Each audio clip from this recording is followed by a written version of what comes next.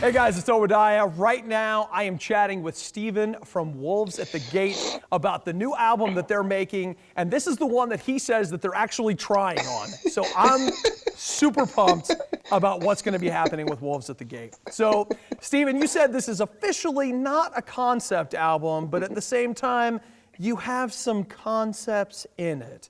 What does that mean? Well, I guess the simple way to say it is there is a common theme. Okay. I actually wouldn't know the first thing about starting a concept record because it's already hard enough for me to write lyrics and songs, let alone like a whole full tied idea. But everything's tied to this one theme. And really the theme, if it was titled, would be weakness. Okay.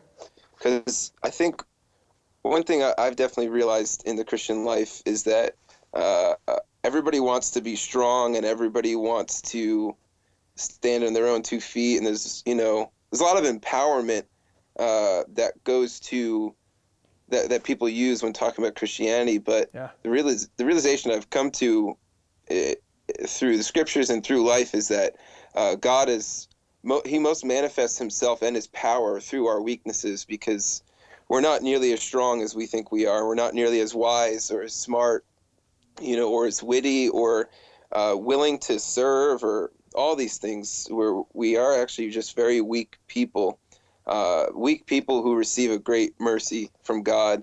And a lot of the songs are tied to that theme, of man being in his weakest state, whether it's just me personally. There's a song that's just about me particularly. There's a song that's about Nick particularly, and something he went through. Wait, hang on. You're not writing songs about how weak Nick is, right? Yeah, it's like he can only do one pull-up.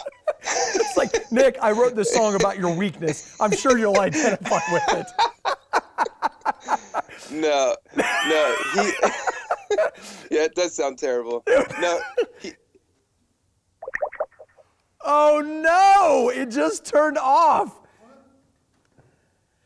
You have been put on hold. You're on hold. Guys, Steve put us on hold. That just happened. You saw it happen. No. Why did you put us on hold? I got called by a telemarketer from You got a telemarketing call right in the middle of this. That's amazing. All right, well, okay, let's just do this. Like you said, we were talking about Nick's weakness. He had come to me towards the beginning of when I started writing lyrics, and he was just kind of sharing with me stuff he'd gone through, and I was aware of it. And he's like, I want to write a song about this.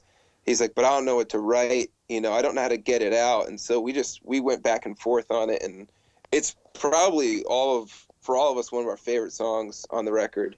And so it's really just about, for Nick, it's so hard for him to believe that even though he fails so many times to honor the Lord in this or that, or if he sins or this or that, it's so hard for him to believe that God still loves him, that Christ's love is still for him, even though he fails or screws up. Yeah. And that's what the song is about, is just this great power that God has in his love, that he still is willing to love us and show mercy to us despite what we do, because he's satisfied in what Christ has done on the cross. And so it just came across. I just think it came out really beautifully.